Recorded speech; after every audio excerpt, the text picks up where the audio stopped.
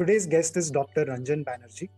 He is the Dean and Professor of Marketing at the BITS School of Management. Dr. Banerjee has moved seamlessly between corporate and academic careers.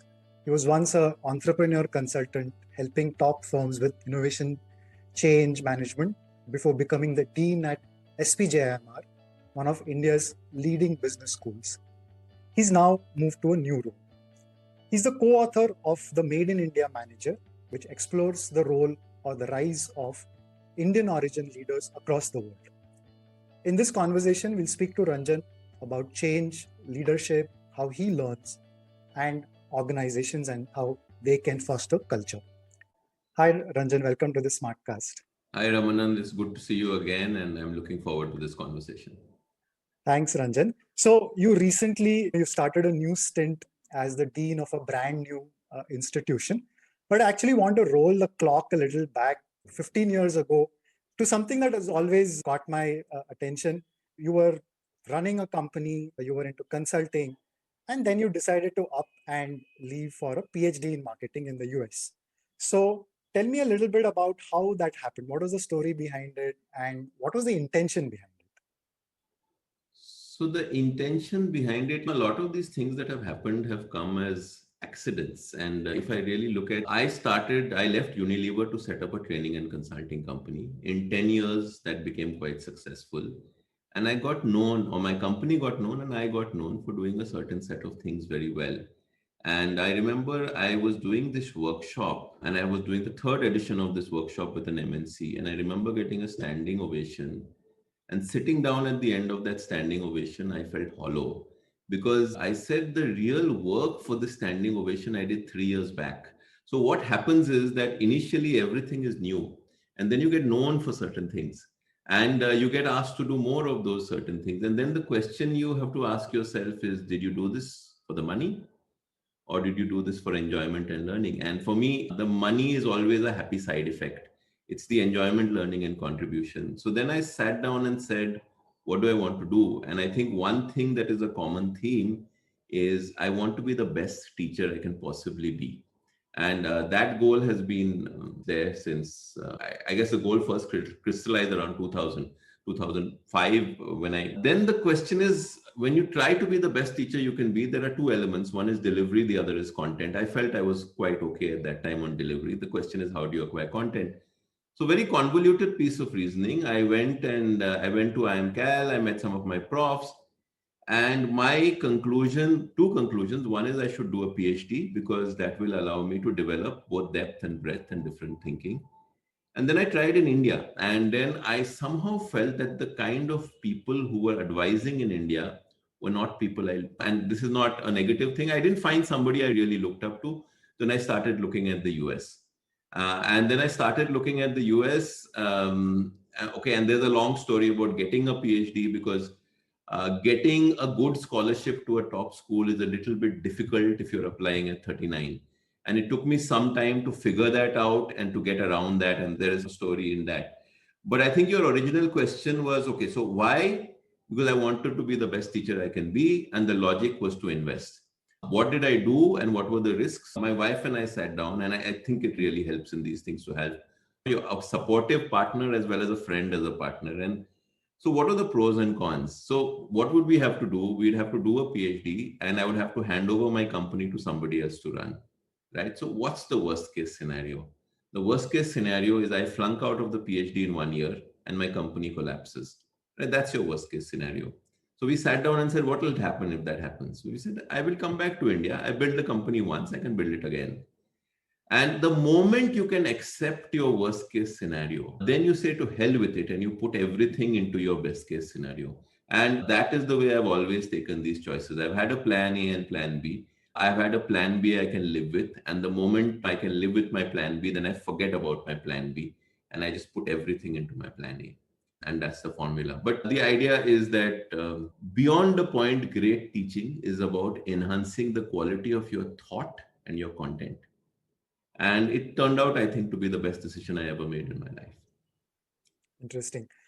How did you approach learning as a doctoral student, especially with a lot of corporate work behind you? How was it different from being, say, an undergraduate, postgraduate?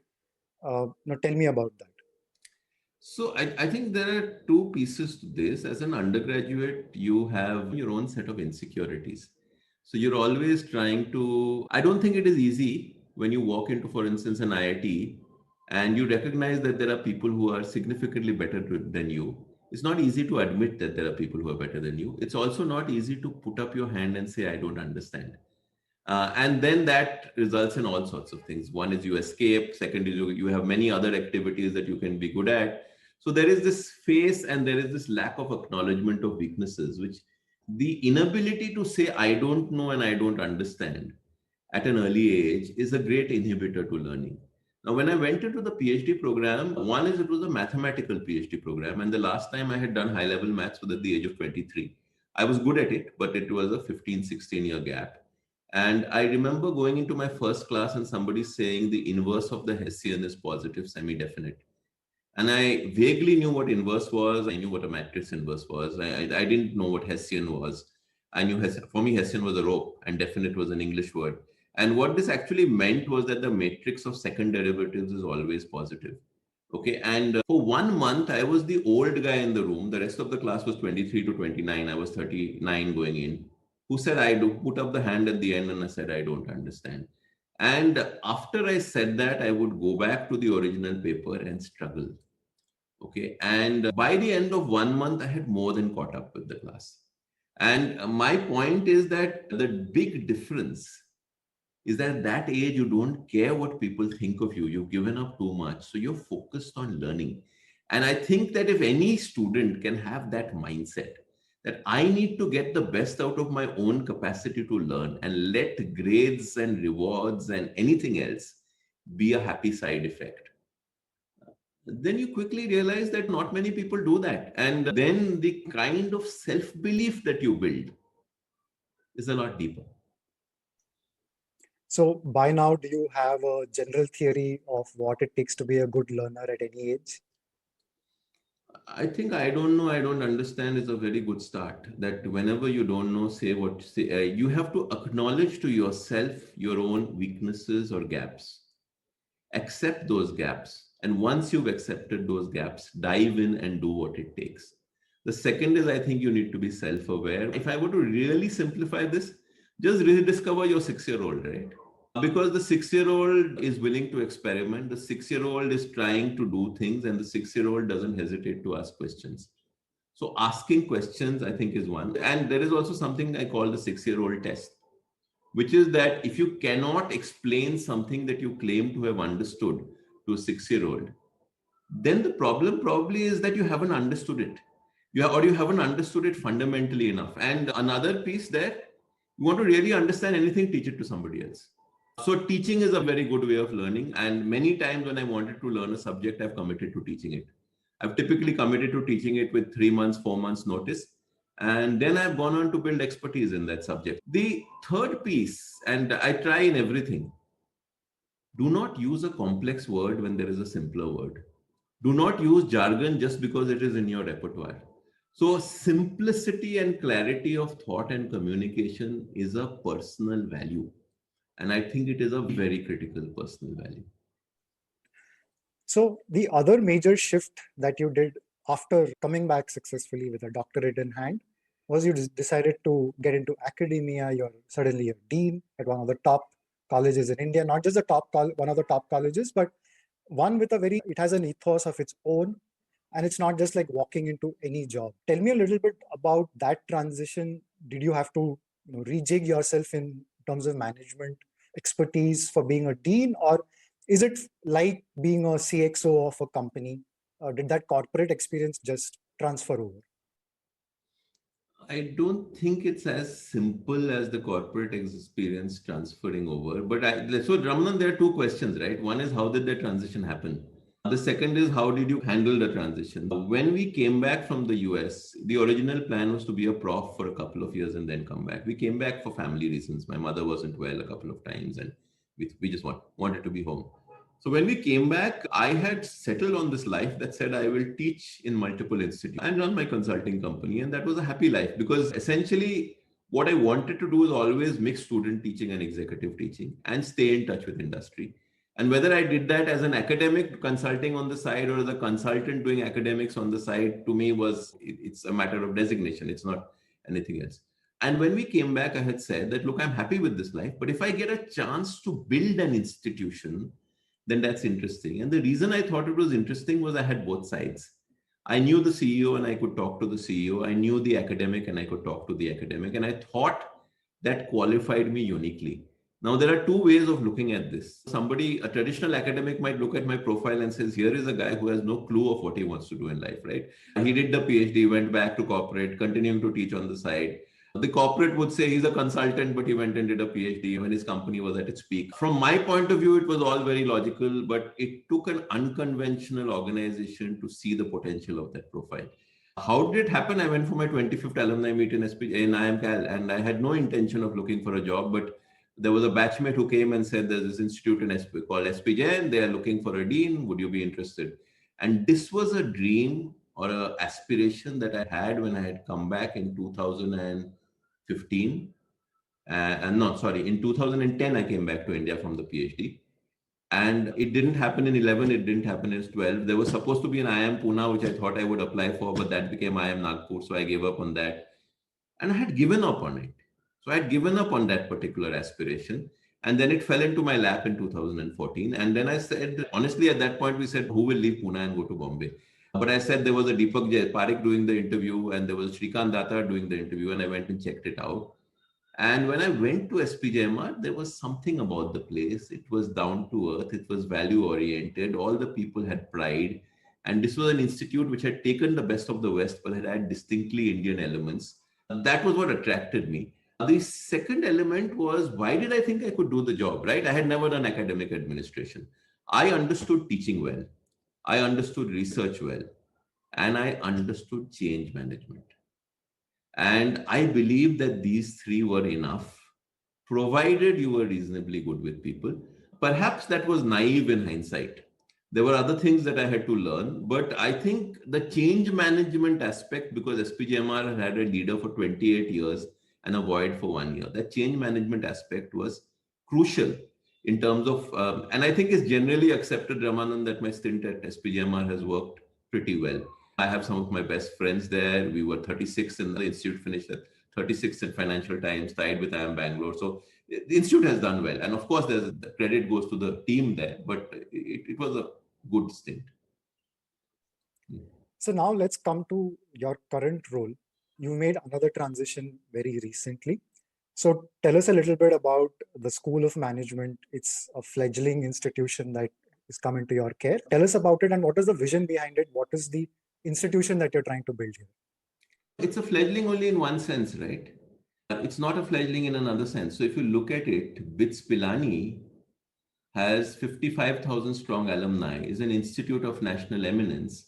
And it is basically, BITS Pilani is saying we want to build a world-class business school out of Mumbai, India. Now, what attracts me, I saw ISB coming up 20 years back. And I think what ISB has achieved is, in some senses, quite remarkable. Okay. In 20 years, if you look at the path over 20 years. And one thing that I had said, and I had said this to a friend in 2017, and that friend had asked me, what will you do after SPJIMR? And I had said, if somebody gives me the chance to build a world-class B school in India from scratch, then that would excite me. And I got a call in 2020, which said that trying to build a world-class B school from scratch, the only difference is Mr. Birla is the chancellor. We have the backing of BITS Pilani. There's already an alumni base. We're already an Institute of National Eminence. So the chance to do this from scratch, because look at it this way, a country of India's population, Masters in Management, Financial Times ranking, there are 5 Indian institutes in the ranking. There should be 10. Does Mumbai have enough world-class business schools? Forget it. Let's do something more basic. There are at least 5 to 10,000 world-class graduates going into the MBA pool every year. How many of them get a world-class education? So there is a market gap, very clear, number one. Number two, and this is a larger piece, that if you look at our MBA curriculums, we created them originally for the manufacturing organization of yesterday, with functions called marketing, finance, operations, information management. Today, technology is no longer a business function. It is embedded in everything we do. Today, if you look at our current situation, we had a health crisis. That health crisis has become a social crisis. It has become a financial crisis. So the ecosystems are linked. Third, every business person or every executive is today managing in a matrix. You have to often work with. So there is so much that has changed about the world of management.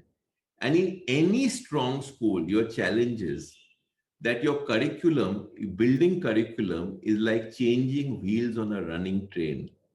So the advantage in a new institute is you can craft this curriculum from scratch. So the balance between hard and soft skills, design thinking as a compulsory course, teaching students history, teaching students about perspectives from the liberal arts, analytics not as just as a specialization in the second year, but embedded in. So what does the future ready MBA of tomorrow look like? So I think that is one thing that is being clearly built in this new institute.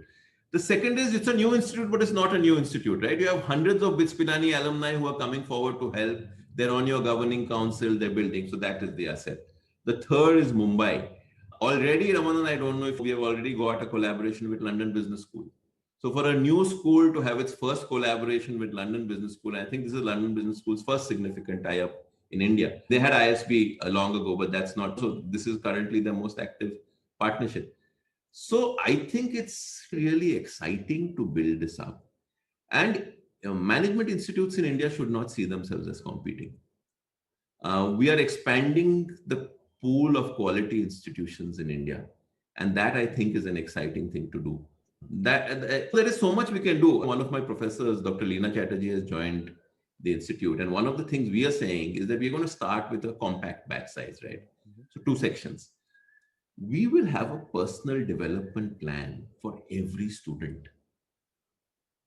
Can you think what the value of that would have been for us when we were going through? If somebody had said, these are your strengths and weaknesses, this is how you should look at your curriculum, because we all drift through a lot of our courses and curriculum, right? So if you get that clarity and you get that direction, that focus on reflection and learning and a balance between hard skills and soft skills and technology readiness is potentially transformative. I think, and this transformation, I think, becomes much more important because there are people, I'm sorry, this is a long answer to a simple question, that there are people who graduated in my batch in IIM Calcutta who are still in the job they started with. That will not happen to tomorrow's MBA. The average MBA of tomorrow will have 3 to 4 distinct careers in a lifetime. So then learnability and reflection, the ability to learn, the ability to reflect, the ability to pivot, the ability to know yourself, these become far more critical. So the softer EQ aspects are as important as the more technical finance, marketing, operations that we have always taught. We need to continue that, but we need to build this aspect more strongly. There are quite a few things you just mentioned that I want to dig into. So you've presaged some of my questions. So in fact, let me ask one of them. I was saving it up for later, which is that you co-wrote a book called The Made in India Manager, and a lot of the themes that you just spoke of, the need for creative thinking, design thinking, resilience, learnability, they all feature in the second half of the book. So essentially, you talk about the manager of today versus the manager of tomorrow comparison that you make. I think the example that you just took of your batchmate probably represents that change. If you were to take that one step ahead and say, what will characterize the manager of the day after tomorrow? The manager of your tomorrow is in your book, but you're looking further ahead. Fundamentally, what will be different about that manager? And this is crystal ball gazing. So this is also a positive vision, right? So I think there are 2 or 3 things I can say straight off. One is the ability to lead non-hierarchically.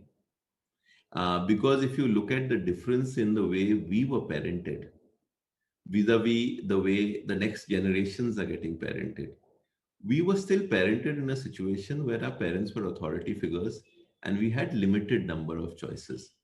And I'm not saying that's good or bad, I'm just saying that was the way it was. We have typically brought up the next generation such that parents become friends at an early age, students, and dissent or disagreement is no longer seen as a problem in the young. Now, when these kids go into the workplace, they are not going to accept their bosses just because of position. So the way you lead has to be much more about a hierarchy of competence.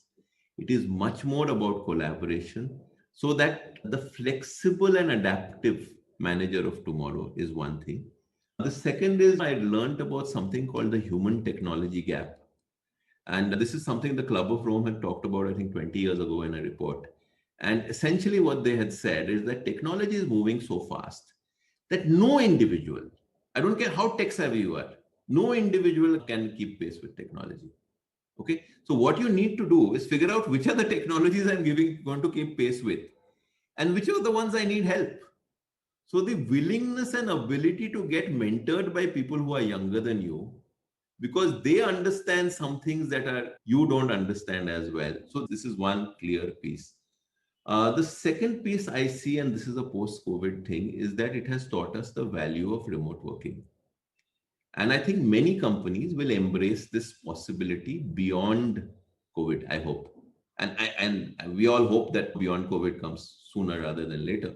Uh, And when they embrace this beyond COVID, what does this imply? I think there are two, three things. One is it implies that I just put a light on.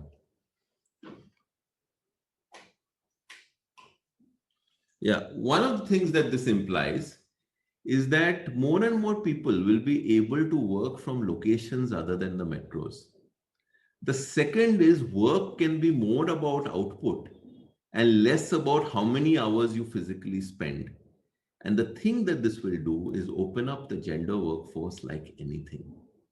Because I think a woman with discipline who's managing a household can get as much done in 4 hours as many other people can get done in 8. And once you start looking at output based, so the gender disparity in the workplace should reduce. And I see that as important. So that if you were to draw the profile of the manager of tomorrow, I would like to move to 50-50 at some point in time, because there is a huge, I read somewhere, and this must be an exaggeration, that if you bring the earning, essentially, if you increase the women employment percentage to the male employment percentage, GDP growth goes to 23% in this country. So that's the kind of potential that we're talking about in the gender gap. Yeah, I think what you mentioned, the earlier part of this answer was that goes back to what you said you were doing when you were a student, which is to put your hand up and say, I don't know this or I need help with this. And the teacher in this case could be younger than you as well. It could be someone in your workforce. Since we also spoke about things like, say, being able to listen or to learn or to develop resilience, which is something that has been spoken about in the COVID or the post-COVID context, younger people who probably are coming through this kind of a different style of parenting, yeah, we can see that they're going to be able to walk into that kind of world.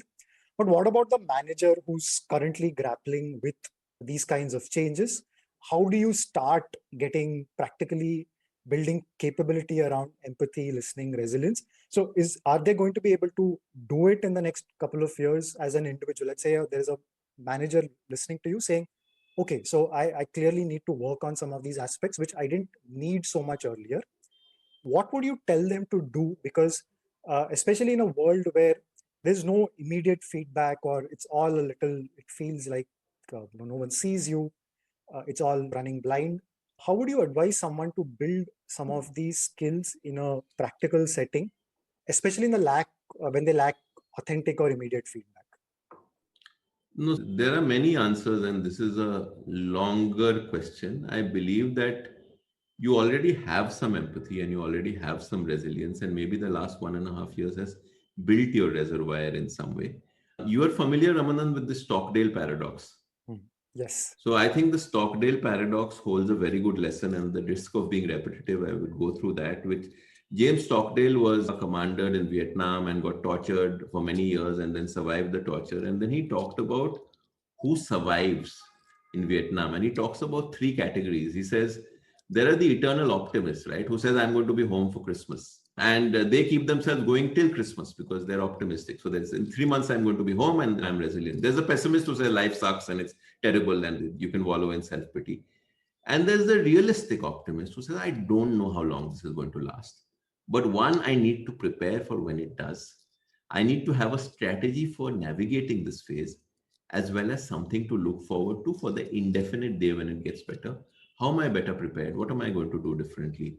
And I think the big finding of that was that the eternal optimists were the first people to die. Because when you set a date and say life is going to get better, then your resilience just goes. So, creating a realistic optimism is the first thing, facing reality. The second is this thing about not having help. Everybody must have two or three mentors, starting with somebody in your family who can talk to you. And a mentor to me is somebody who cares about you and is willing to show you a mirror. So, the ability to seek out mentors consciously is the second.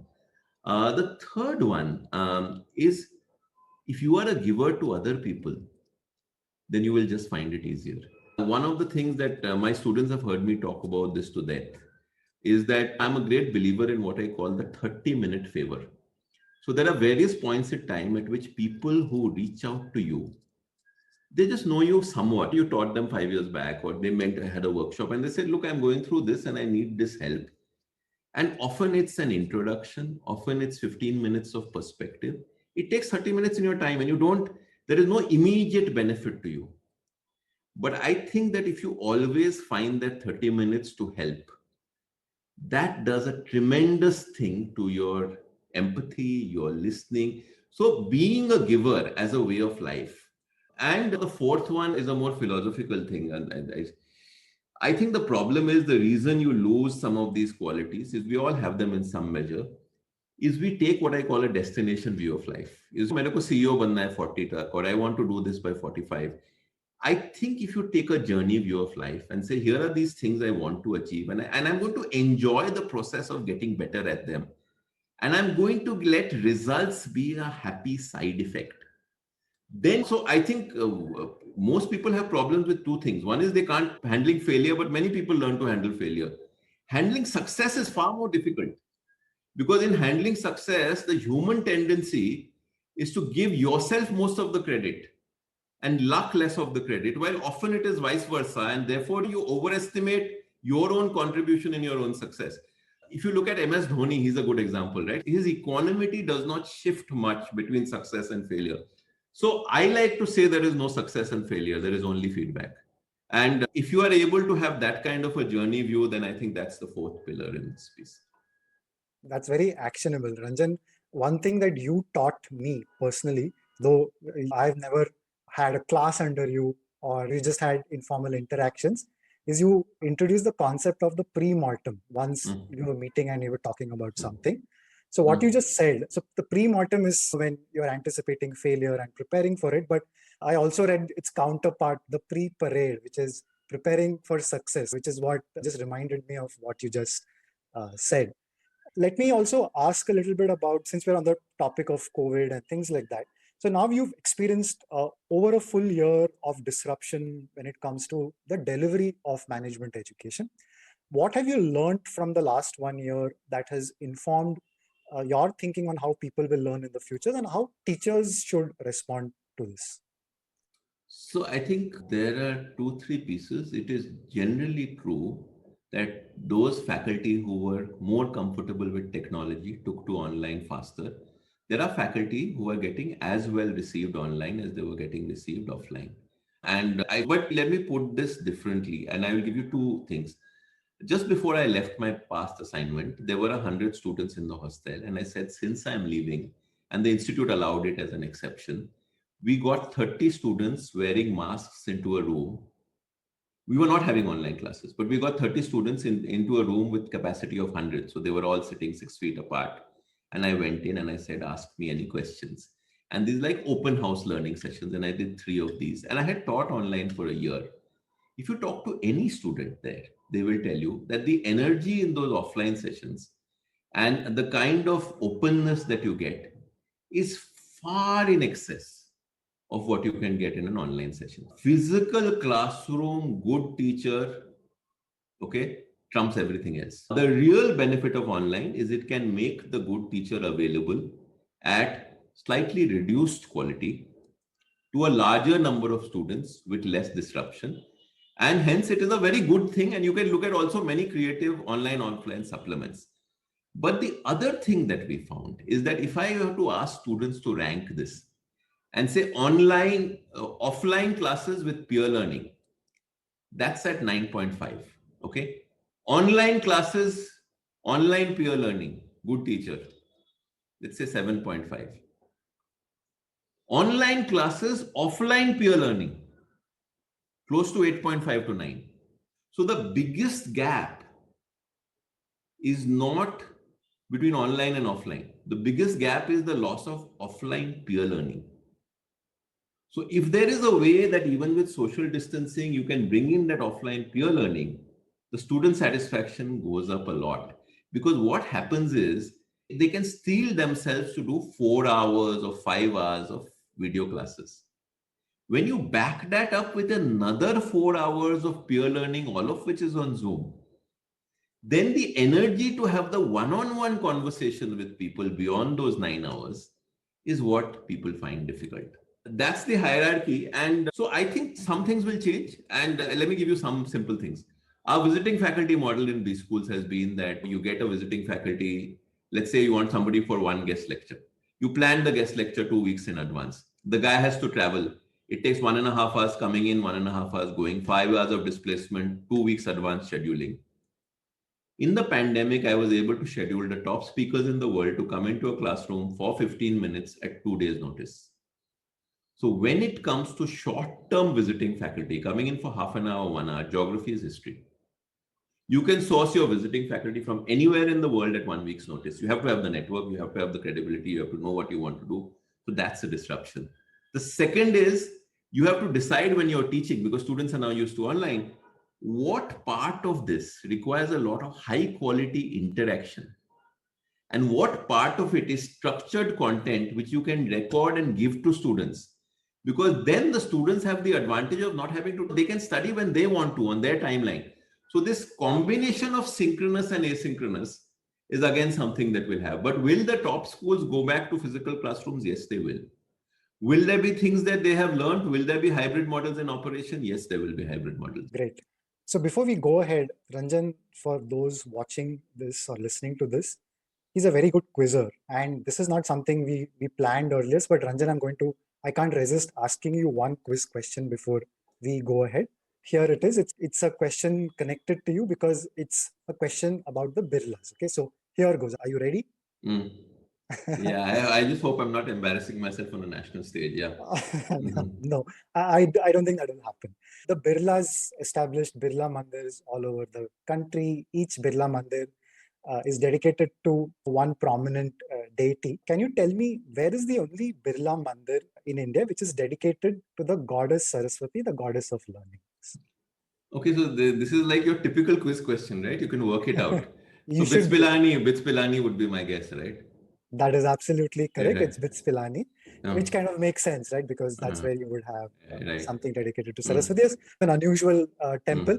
And on this topic, this is something that I happened to visit Bits Pilani once to do a quiz long back. And I was just walking through the campus. I stumbled across this Birla Mandir and I just happened to go inside. And that's when I realized that this was fairly unusual. It was not your typical sort of a Birla Mandir or a temple. That's why it went into the notes.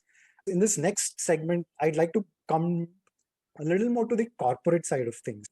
A common theme to your career so far clearly has been leading change, advising people around change, managing change. Any go-to frameworks, books, the kinds of concepts that have strongly influenced the way you approach any kind of change assignment? So what are your go-to mental models like? So I'll give you material that is useful, but I don't have a single go-to mental model. So material that is useful, Kotter 7 stages are good. The only difference is that Kotter describes it as a sequence. I don't think it's a sequence. I think a lot of it happens in parallel and you must be prepared to jump steps. Books like Switch, books like The Power of Habit, books like even now you have the James Clear book, Atomic Habits. So they are good on the behavioral aspects of change. I think 3 or 4 things that I would say on change management over and above structured frameworks. I think in organizations, when you do change management, carrying people along is very important and demonstration is very important. If your top people are not demonstrating the values that you want or the behaviors that you want, change will not stick. So the second thing is My philosophy, whenever I go into any institution, I assume, and I'm not talking about a Bitsom, it's a startup. It's really something that you're building. But if you go into an established corporate organization or an academic organization, that institution has been working before you came into it. And one of the simple things to do is to not be in a hurry to make change. So I am always willing to invest 1 to 2 months to just talk to people and listen. And if you talk to people and listen, they will tell you 20 things to do, some of which are easy to do, some of which are complex to do. So, starting with the easy win with high impact, I think is a very big thing, because when do people come on board a momentum for change? When they start to believe. Okay, and let me give you some examples from my last assignment, which is SPJIMR, or I can give you a corporate example also, which is a very good one. I'll give you three, or I'll give you two simple ones. So one of the things I did was I asked people to tell me what's wrong. And I'll give you just two very simple ones that came. So one was that when we go into a classroom, we don't know which is the light switch and which is the fan switch. So we have to switch on everything. And this was a trivial thing that required getting somebody to put L and F below each switch with a marker. But it seems like a small change. But the next day, when people know which switch it is, and it's a problem they've had for 4 years, there's credibility. Or the software on our laptops has not been upgraded for the last 2 years. Or the faculty needs a place to meet, we don't have a lounge. I'm just giving you examples. And you pick some of these and say, these are projects and I'm going to get it done in 2 months. And you figure out how to bring people along. And suddenly you've got a momentum, and you've also created something else. People know that the small issue is listened to.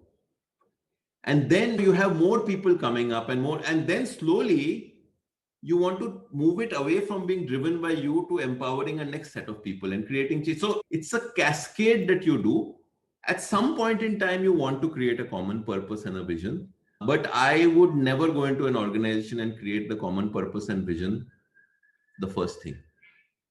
I would first listen, and then I would create some momentum with small changes, so that when you create the common purpose, at least 30% are on your side and they believe. So there is this whole psychological transformation. And the other is, I just believe, one is buy-in. The second is never talk down to any human being. If you are able to treat everybody with respect, and this is not small at all, this is huge, that you do not reflect your position in the way you talk to people.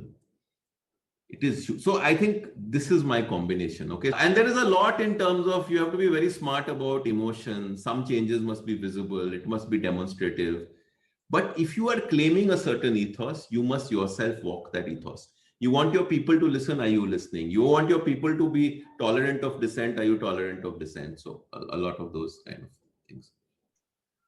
So some of the things that you mentioned, now we also spoke about books like Switch and Atomic Habits earlier. A lot of this research that has gone behind how do you influence people, the role of behavioral sciences, all that is making its way into the mainstream thinking. You've been talking about promoting design thinking, you're making it core part of your curriculum here. We spoke about behavioral psychology and things like that. Are these the kinds of areas for leaders to learn from, and it's going to give them greater leverage in the coming weeks? And why do you think this has not already happened? I think some of these subjects, including behavioral economics, they've not really fully made their way from the academic mainstream to the practitioner mainstream. A lot of the research is very fancy and very clever, but it is all ceteris paribus. It is in laboratory conditions with limited. So you need to create small experiments for these to become more popular. I have done some of this with the corporate world. It helps. The challenge, I think, is in this: over reliance on behavioral psychology to get things done, or behavioral economics, is a bad thing. It is a phenomenon that works very well at the fringes. So it works very well for 2% input, 2% improvement. It does not substitute good strategy. No amount of use of behavioral economics can substitute for authenticity in day-to-day dealing. can substitute for simplicity in communication, can substitute for caring genuinely about your people. The fundamentals don't go away, the fundamentals can be enabled. Design thinking, I think, is a much larger piece, because design thinking is really giving you both a toolkit and a mindset to solve ambiguous interconnected problems. And ambiguous interconnected problems are the order of the day. The number of ambiguous interconnected problems is going to grow. So I think design thinking is very important. The problem with design thinking is that design thinking has become very popular. And in the world, whenever anything becomes very popular, it gets reduced to being faddish. And then the tools, and we are very comfortable with tools and techniques. We are brought up with structure. So we know 12 different ways of ideating and 5 different ways of creating an insight. And I don't think that is fundamental to design thinking. I think those are enablers. The critical thing in design thinking is, can you go out and have a conversation with multiple user categories where you are really going into the conversation as open-ended and as I don't know, I don't understand the thing. When you have an idea, are you willing to quickly convert that idea into a tangible prototype and put it in front of users? So are you willing to get rid of the notion that I must perfect my idea before I take it to somebody else? So the mindset aspect of design thinking, which I think really goes back to the 6-year-old child we spoke about, I think that is what people find difficult. They don't get it. You have all these people who are talking about design thinking and they're talking about techniques, and I worry because when I sit across the table with them, nothing about their conversation suggests that they're applying it to their own life. It's paradoxical that they've taken something like design thinking and turned it into a set of tools. But I actually want to ask you that we spoke about the possibility of a hybrid work environment being the order of the day. A lot of the things that you spoke about, which needs perhaps two people to sit together or to for a leader to have channels of, say, influence or cultural influence that ordinarily happen through physical spaces, through bumping into each other, those kinds of things. So if their relevance diminishes in this hybrid world, what would you do advise leaders to do instead? Let me take an example. Social media, for example, people telling their stories on social media, communicating more, uh, the brand of the organization, all these things have now become sort of things for leaders to do. So how do you see more these channels of cultural influence in a world where hybrid rules?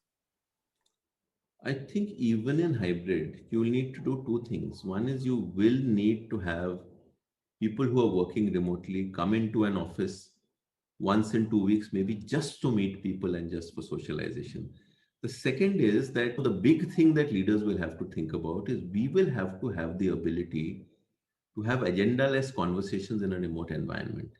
So reaching out to somebody for a conversation which is not an appraisal conversation, not a feedback conversation, I think becomes critical. In a physical environment with a good leader, these happen naturally because people can walk into a room. People don't walk into an online conversation. They don't just pick up the phone.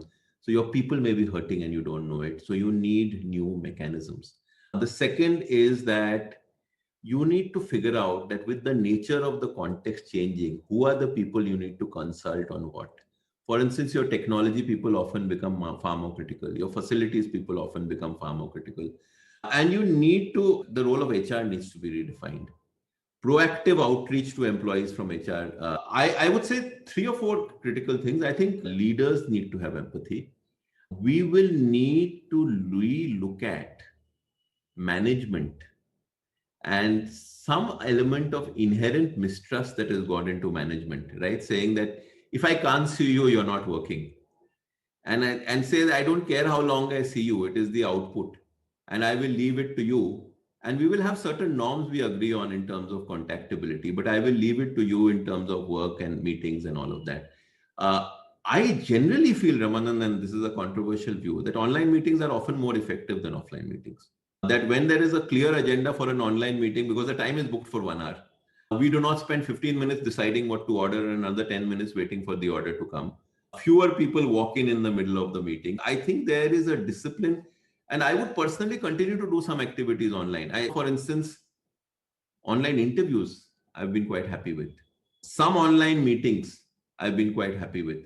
I just think the aspect of agenda-less conversation or somebody who's feeling down walking into your room for a chat, I think a lot of that is getting lost. So the valves for release are getting lost. So you might have more despondency. You might have people going through a lot in your, so you'll have to have new ways of reaching out to employees. And you will also have to have the ability to develop empathy online. And I think we are better at this in the last 1 year. We can tell from a voice whether somebody is disturbed or not. We could always do that, but perhaps we are a little bit more sensitized to this. So, one, I don't think physical is going to go away. There are advantages in the online. Leaders will have to find new ways of connecting. One is new ways of connecting themselves, but new ways of creating mechanisms of connecting also. Just because somebody is not saying something does not mean they're happy. So that ability to proactively outreach to people and employees, I think all of this is there. Having said that, we're all learning. Personally, I feel that I am better at building a team when my initial 15 days is offline. After that, supplementing it online is not a problem. But I like that physical part. I also enjoy and maybe I'm just the wrong generation, for this. So. Now, a lot of what you said echoes our experience because, as you might know, Choose to Think has been remote first from day one, 2014. And in our experience, setting up these alternative ways of disciplines of getting in touch with each other, writing culture has been very important to us. So we almost liken it to rewiring ourselves to, it's like going into a world where you need radar more than line of sight.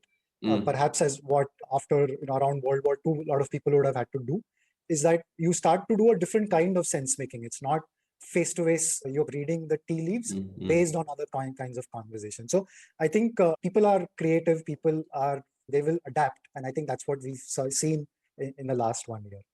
So Ranjan, I actually want to ask because we have about 10 minutes left on the clock. So I want to ask a little bit about your personal practices when it comes to things like learning, reading, staying ahead of the curve, as it were, because you're probably as busy as any CXO around there. So what practices and systems have you put in place so that you are able to give back to your students, to your team?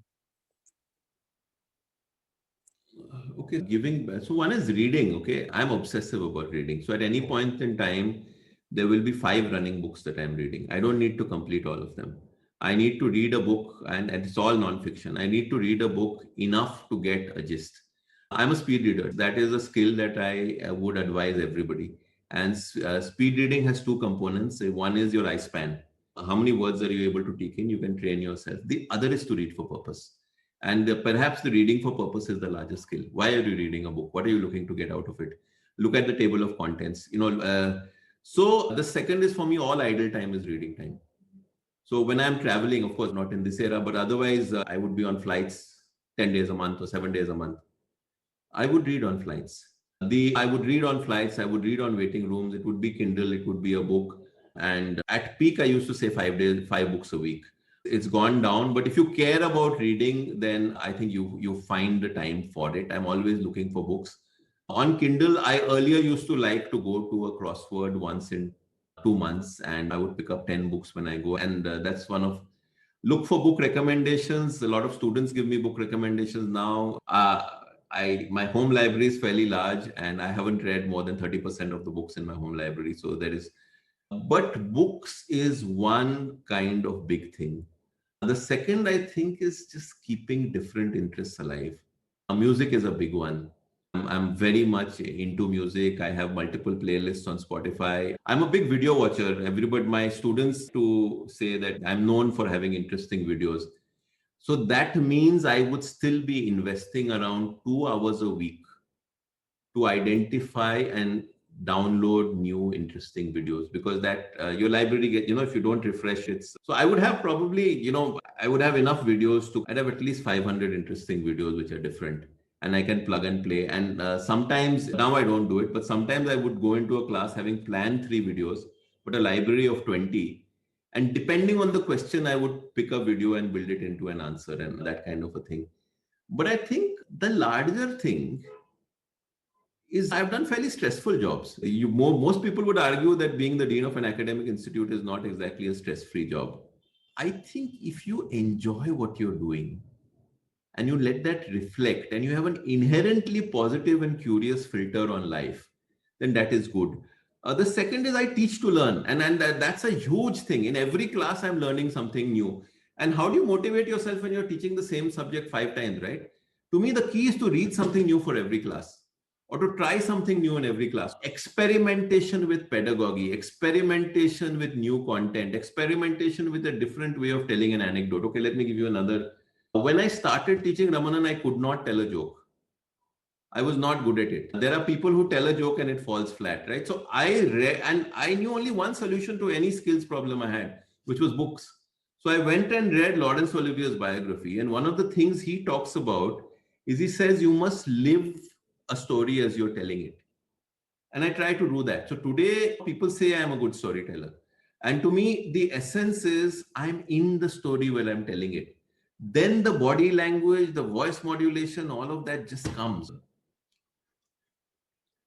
So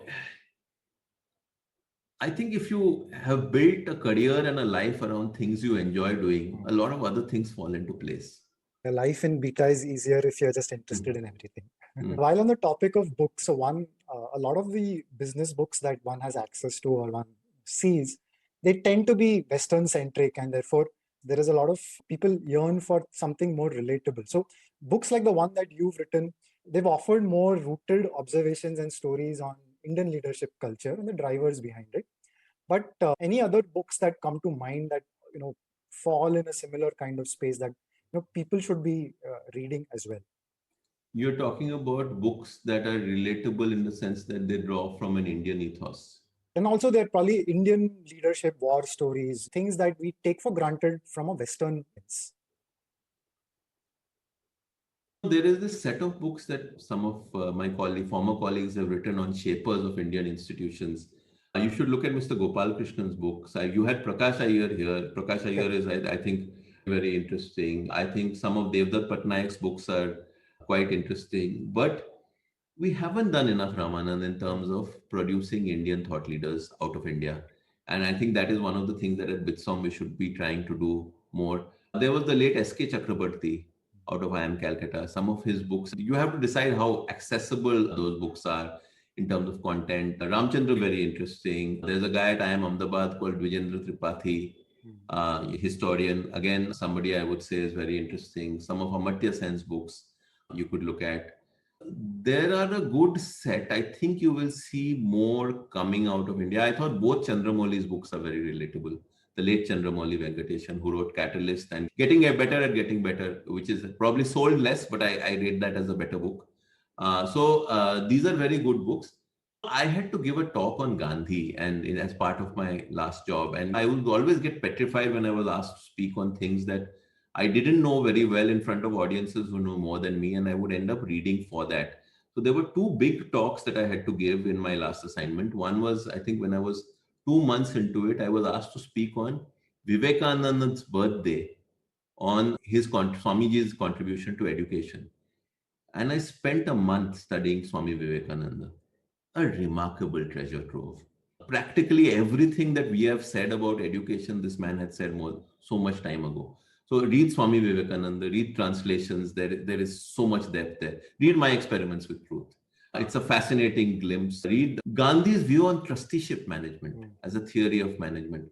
I'm not the best on this. A lot of people, and I've started that journey. I haven't gone deep into the journey. Jamini Krishnamurti is another journey that I think has a lot of potential. A lot of good Indian authors on the fiction side coming up. My fiction reading has tapered off, so I can't give recommendations there. But I think that's a weakness. I used to write short stories, and that's an aspiration that has gone. The pandemic, I wrote one short story, and that was after 15 years. So that's an aspiration that one day you'll see a book of short stories from me. Maybe after I've hung up my boots in academic leadership, there'll be a collection of. Whether anybody will read it or buy it is, of course, a question mark. But I will write it definitely. Now we know what happens to your aspirations, right? You usually get them. So, a couple of questions before we wrap up. One is that I think sure by now, watched some great teachers teach. What, in your estimation, what distinguishes a great teacher from the rest? I have a very simple one-word answer to this, okay? And then I will embellish it with many examples. My one word answer is sincerity. You must just care very deeply about your students. And sincerity, okay, if I had a second, the ability to put yourself in the shoes of your audience and think audience centric and not content centric. There are many experts who are not good teachers. There are many moderate experts who are great teachers. Okay. Having said that, let me say three or four more things. Subject mastery helps. But once you have subject mastery, the audience's journey through a class is what the great teacher is able to spend time on. The second is the great teacher chooses a style that suits their personality and is unafraid to express their personality in the classroom, and there is no formula. There are teachers who teach well with PowerPoint slides. I abhor PowerPoint slides. I believe most audiences switch off when you have too much slides. And I like to think that your thought flow should be natural. I believe in interactivity. There are teachers who don't believe, who are much more chalk and talk thing. But one is deep sincerity, curiosity. Today, ideally, I would say the great teacher needs to be T-shaped. So I would say depth in a subject plus breadth. The ability to make connections outside the subject. And I'm going to give you one example, and I've used this example multiple times. There was a teacher in IIM Calcutta called Satyesh Chakrabarti. And I still remember this example. I've used it in many other contexts. And he came into one class and said, how many of you have read? He was teaching regional development. He was teaching, how many of you have read The Hound of the Baskervilles? A few hands went up. So what was it about the dog that did not bark? Okay, and the story of the dog that did not bark was because the dog did not bark, the crime was committed by an insider. And I use that in design thinking to basically say that you must listen to what customers are not saying. Now, my point is that the moment you have this mindset, then you are looking for cues for teaching in multiple places and dimensions. This is very important because it makes teaching relatable. So if you're saying, what can we learn about leadership from Captain America? Now that is a very interesting hook, right? And you must not trivialize the hook, but your ability to see teachable moments in everyday life is, I think, okay, a very simple one. You want to introduce listening, right? There is this wonderful scene in Dil Chahta Hai where Saif Ali Khan is trying to say something to his girlfriend and he doesn't get a word in and she puts the phone down. Okay. And you do nothing. Okay. But you just play that clip for 2 minutes and say, what is it that Saif Ali Khan's girlfriend is not doing? Okay. And there's an interesting anecdote to this. There was one group where they said, actually, girlfriend is not the problem. Saif Ali Khan is the problem. She's trying to speak. He's continuing trying to speak. You should just hear her out. So interesting perspective. But my point is that lens of seeing, this is particularly true for management, is seeing teachable moments in life and finding those aspects of life that interest and excite your student and then bringing it back. So then I see teaching as a hugely creative process, right? And I think that sets the great teachers apart, that they do see teaching as a hugely creative process. Yeah, I think touched upon Holmes and Dil Chahta in the same answer, which I think just proves what the point that you were trying to make. So, Ranjan, on that note, thank you so much. It's been a very interesting 1 hour listening to your takes on so many different topics. First, to the teacher and the student in you. Thank you so much. Thank you so much, Ramanan. Great conversation. Chetan, are you still there? I'm just going to stop the recording.